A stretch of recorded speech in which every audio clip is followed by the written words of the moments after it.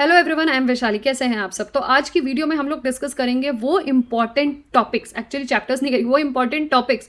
अगर बच्चा CUET PG, अगर आप CUET PG मैथ्स का एग्जाम दे ही रहे हैं तो आपको हर हालत में ये टॉपिक्स प्रिपेयर करके ही जाने हैं। And this topic is from linear programming problem, ताकि आप ज़्यादा से ज़्यादा क्वेश्चन कम से कम समय में सही कर सकें।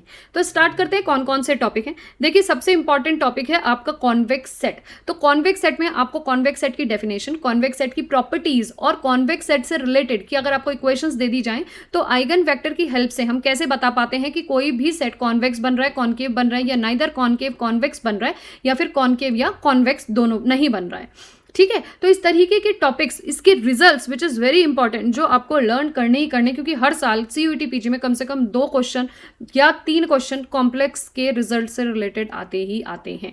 नेक्स्ट टॉपिक है ग्राफिकल मेथड। जब मैं ग्राफिकल मेथड की बात कर रही हूँ तो वहाँ पे एक बहुत इंपॉर्टेंट टॉपिक और एक बहुत इंपॉर्टेंट रिजल्ट मैंने 3-4 बार देखा जो एग्जाम में आ रहा है, which is the extreme point से रिलेटेड। तो ग्राफिकल पॉइंट्स में आपको बहुत जरूरी है ग्राफिकल मेथड में कि आपको पहले पॉइंट्स प्लॉट करने आने चाहिए, ग्राफ बनाना आना चाहिए, उसके बाद फिजिबल रीजन फाइंड करना आना चाहिए, उसके बाद एक्सट्रीमल पॉइंट्स फाइंड करने आने चाहिए, कितने एक्सट्रीमल पॉइंट्स बन रहे हैं, फिजिबल रीजन मिल रहा है नहीं बन रहा, सॉल्यूशन बाउंडेड जा रहा है, सॉल्यूशन अनबाउंडेड जा रहा है, इससे रिलेटेड रिजल्ट्स जरूर याद करने हैं। साथ में अगर आपके पास हमारे पास एक्सेप्शनल केसेस हैं, उनके कॉन्सेप्ट्स आपको ग्राफिकल मेथड के याद करने ही करने हैं। This is which I think is one of the very important topic, जो आपको बहुत डिटेल में सारी तरीके से पढ़ना है, थियोरटिकल पॉइंट ऑफ व्यू से भी और क्वेश्चन के पॉइंट ऑफ व्यू से भी।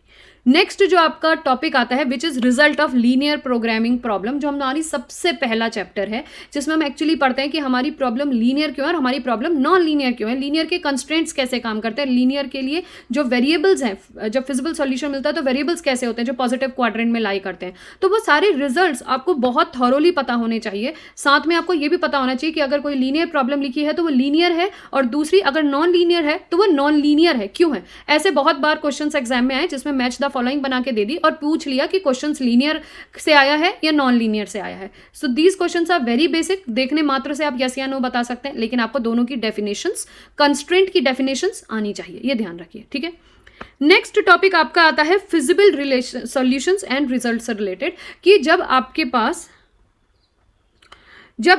पास इक्वेशंस दी जाएं, और मतलब अभी इनइक्वालिटी नहीं दी जा रही, आपको इक्वेशंस दी जा रही है और वो आपसे पूछ रहे हैं कि बेसिक सॉल्यूशन या नॉन बेसिक सॉल्यूशन है, आपके सॉल्यूशन डीजेनरेट हैं, ऐसे कॉन्सेप्ट्स जब आप पढ़ते हैं तो वो आपका टॉपिक आता है फिजिबल सॉल्यूशन एंड रिजल्ट से रिलेटेड। वो वाला टॉपिक आपको जरूर तैयार करके जाना है, क्योंकि 2-3 क्वेश्चन इस तरीके से भी एग्जाम में आए हुए हैं।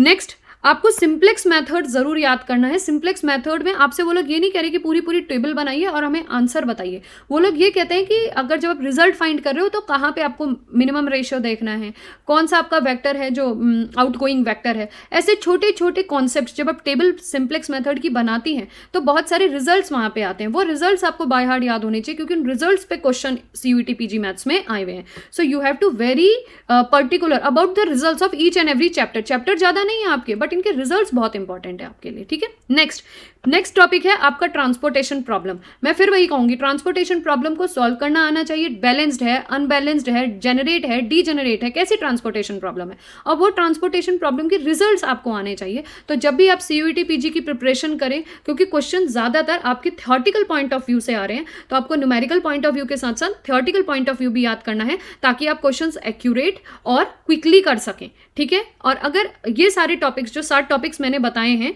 ये आपको LPP पॉइंट ऑफ व्यू से हर हालत में तैयार करने ही करने हैं। इसके अलावा मैंने अपने चैनल में मैं रेगुलरली LPP के PYQs सॉल्व करके CUET PG मैथ्स के स्टूडेंट्स के लिए डाल रही हूँ। आप उन PYQs की मदद से भी क्वेश्चंस को तैयार कर सकते हैं। अगर वीडियो अच्छी लगी हो तो प्लीज़ चैनल को ज़रूर सब्सक्राइब करिएगा और बाकी स्टूडेंट्स के साथ इन वीडियोज़ को शेयर करिएगा। Till then, goodbye, take care and thanks for watching my video.